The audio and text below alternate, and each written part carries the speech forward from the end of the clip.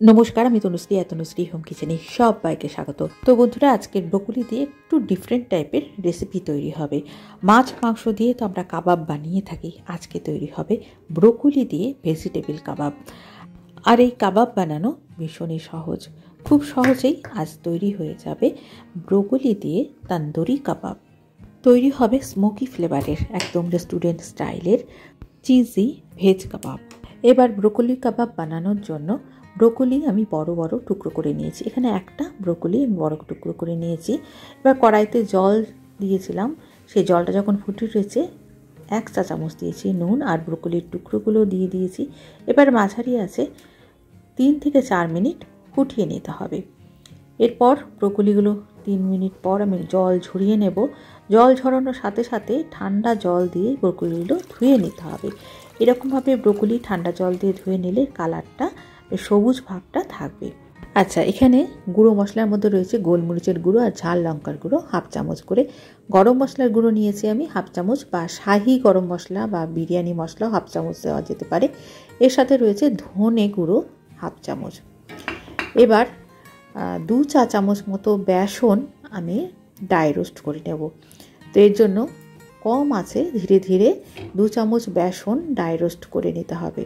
তো কাবাবে এরকমভাবে dry roast করা বা একটুখানি সেকে নেওয়া বেসন যদি অ্যাড করা হয় তাহলে কাবাবের টেস্টটা খুব ভালো হয়। এবার একটা মিক্সিং বলে দই নিয়েছি 2-3 চামচ, 2 টেবিল স্পুন মতো নিয়েছি ফ্রেশ ক্রিম। তো দই আর ফ্রেশ ক্রিম কাবাবের মধ্যে ইউজ করলে দেখবে টেস্টটা খুব ভালো হয়। এরপর আমি 3 চামচ মতো বা 3-4 চামচ আমি দিয়েছি আদা রসুন আর কাঁচা লঙ্কা বাটা।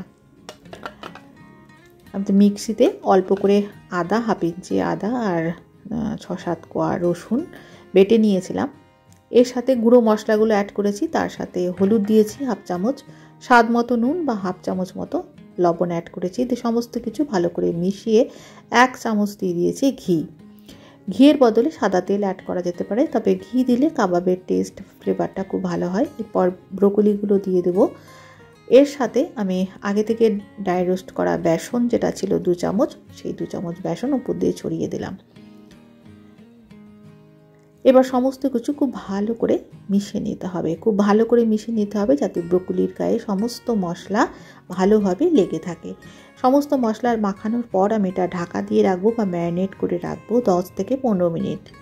তো যে সকল বন্ধুরা মাছ মাংস খেতে চায় না তারা কিন্তু এরকমভাবে ভেজিটেবল দিয়ে কাবাব বানিয়ে খেতে পারো, বেশ ভালো লাগে। ব্রোকলির বদলে পনির বা সয়াবিন দিয়েও কিন্তু একই রকমভাবে রেসিপি বানিয়ে দেখতে পারো, ভালো লাগবে। আচ্ছা, এবার আমি 10 মিনিট হয়ে গেছে। এরপর আমি কড়াইতে আমি 1 চামচ সাদা তেল দিয়েছি, আর ব্রোকলির ম্যারিনেট করা ব্রোকলি দিয়েছি, আর 1 চামচ দিয়েছি ধনেপাতা বাটা। সমস্ত কিছু দিয়ে ভালো করে নেড়ে চেড়ে একটুখানি মাখো মাখো হয়ে যাবে এই অবধি আমাকে রান্না করে নিতে হবে। তো মাঝারি আছে এটাকে রান্না করে নিতে হবে, খুব বেশি সময় লাগবে না, 2-3 মিনিটের মধ্যেই কিন্তু এটা হয়ে যাবে। আমি একটুখানি ঢাকা দিয়ে রেখেছিলাম যতক্ষণ জলটা টেনে যাচ্ছে। দেখো জলটা টেনে গেছে আর এটা কিন্তু বেশ মাখা মাখা হয়ে গেছে, আর তলাতে একটুখানি লেগে লেগে যাচ্ছে। এই অবধি কিন্তু ব্রোকলিটা ভালো করে মশলার সাথে ভেজে নিতে হবে। এরপর একটুখানি চিজ দিয়েছি, আমুলের একটা কিউব চিজ আমি উপর দিয়ে গ্রেট করে দিয়েছি। চিজ এখানে 2 চা চামচ অ্যাড করেছি।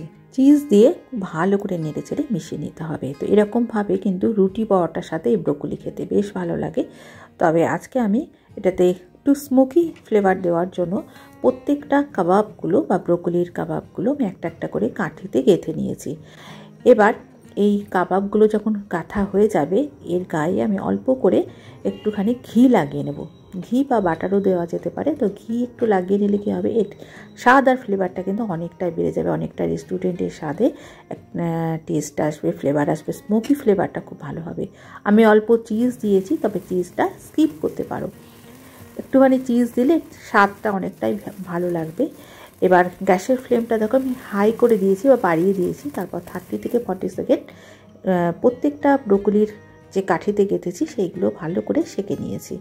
আর ব্রোকলির কাবাবগুলো আমি ধনেপাতা চাটনির সাথে পরিবেশন করেছি। আর কাবাবের উপরে আমি একটুখানি চাট মশলা ছড়িয়ে দিয়েছিলাম যাতে একটুখানি চটপাটা স্বাদের হয়। তো বন্ধুরা দেখে নিলে কত সহজেই তৈরি হয়ে গেল ভেজিটেবল কাবাব বা ব্রোকলি দিয়ে টেস্টি দুর্দান্ত স্বাদের একটা কাবাব। আর ভেজ কাবাবের সাথে যে চাটনিটা পরিবেশন করা হয়েছে সেই চাটনিটা বানানো হয়েছে ধনেপাতা, রসুন, কাঁচা লঙ্কা আর দই দিয়ে একসাথে মিক্সিতে পেস্ট করে নিয়েছি। স্বাদ মতো নুন আর চিনি মিশিয়ে নিয়েছি। ব্যাস এইভাবেই কিন্তু একটা সুন্দর ধনেপাতার চাটনি তৈরি হয়ে যাবে। তো বন্ধুরা, আজ এই পর্যন্ত। আবার চলে আসবো নতুন কোনো ফ্লেভার নিয়ে। আজকের রেসিপি কেমন লাগলো অবশ্যই কমেন্ট করে জানাবে। ভালো লাগলে লাইক করে পাশে থাকবে। আজকে কোনো নতুন বন্ধু থাকলে সাবস্ক্রাইব করে বেল আইকনটি প্রেস করে রেখে ধরনের সহজ নিত্য নতুন রেসিপির আপডেট পাওয়ার জন্য। সকলে ভালো থেকো, ধন্যবাদ।